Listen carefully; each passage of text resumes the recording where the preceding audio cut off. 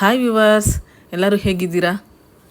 ಚೆನ್ನಾಗಿದ್ದೀರಾ ಅಂತ ಅಂದ್ಕೊಳ್ತೀನಿ. ಆದರೂ ನಾವು ಪ್ರತಾಪ್ ಬಗ್ಗೆ ಇನ್ನೂ ವೀಡಿಯೋಸ್ ಮಾಡೋಣ ಅಂತ ಒಂದು ಖುಷಿಯಿಂದ ಈ ವಿಡಿಯೋ ಮಾಡ್ತಾಯಿದ್ದೀನಿ. ಯಾಕಂದರೆ ಪ್ರತಾಪ್ ಅವರ ಒಳ್ಳೆತನ ಮತ್ತು ಅವರ ಮುಗ್ಧತೆ, ಅವ್ರ ನಗು ಇದೆಲ್ಲನೂ ಗಿಚ್ಚಿಗಿಲಿಗೆ ಸೆಲೆಕ್ಟ್ ಆಗೋ ಥರ ಮಾಡಿದೆ ಅಂತ ಅನಿಸುತ್ತೆ ನನ್ನ ಪ್ರಕಾರ. ಯಾಕಂದರೆ ಅವ್ರ ಮುಗ್ಧತೆ ಇದೆಯಲ್ಲ, ಅವರು ನಗೋದ್ರಲ್ಲಿ ಒಂದು ಮುಗ್ಧತೆ ಕಾಣಿಸುತ್ತೆ. ಅಂತಂದರೆ ಒಂದು ಅಹಂ ಆಗಲಿ, ಒಂದು ಕೋಪ ಆಗಲಿ, ನಾನೇ ಅನ್ನೋ ಒಂದು ಜಂಬ ಆಗಲಿ ಯಾವುದೇ ರೀತಿ ಇಲ್ಲ. ಆ ನಗು ಎಷ್ಟು ಚೆನ್ನಾಗಿರುತ್ತೆ ಅಂತಂದರೆ ಅದನ್ನು ಏನೋ ಒಂಥರ ಮುಗ್ಧತೆ, ಆ ನಗುನಲ್ಲಿ ಮುಗ್ಧತೆ. ಅವ್ರಿಗೆ ನಗು ಆ್ಯಕ್ಟಿಂಗ್ ಮಾಡ್ತಾಯಿದ್ದಾರೆ ಅಂತ ಹೇಳೋಕ್ಕಾಗಲ್ಲ. ತುಂಬ ಜನ ಹಂಗೆ ಅಂತಾರೆ, ಅವ್ರು ಏನು ಆ ಥರ ನಗ್ತಾ ಇದ್ದಾರೆ ಅಂತ. ಆದರೆ ಅದು ಆ ನಗು ಬಂದುಬಿಟ್ಟು ಅವರ ಮುಗ್ಧತೆಯನ್ನು ಎತ್ತಿ ತೋರಿಸ್ತಾ ಇದೆ.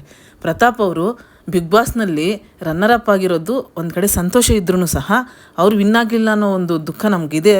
ಆದ್ರೂ ಪರವಾಗಿಲ್ಲ, ಅವ್ರ ಉದಾರ ಮನೋಭಾವ, ಅವ್ರಿಗೆ ಗೆದ್ದಿರ್ತಕ್ಕಂಥ ಅಮೌಂಟ್ನಾಗಲಿ, ಅವ್ರಿಗೆ ಸಿಕ್ಕಿರೋ ಬೈಕ್ನ ಅವ್ರು ಇದು ಮಾಡಿದ್ದಾಗಲಿ ಎಲ್ಲನೂ ಸಹ ಅವರ ಸಹೃದಯತೆಯ ವಿಶಾಲವಾಗಿರ್ತಕ್ಕಂಥ ಮನೋಭಾವವನ್ನು ಎತ್ತಿ ತೋರಿಸ್ತಾ ಇದೆ ಅಂತ ಹೇಳ್ಬೋದು.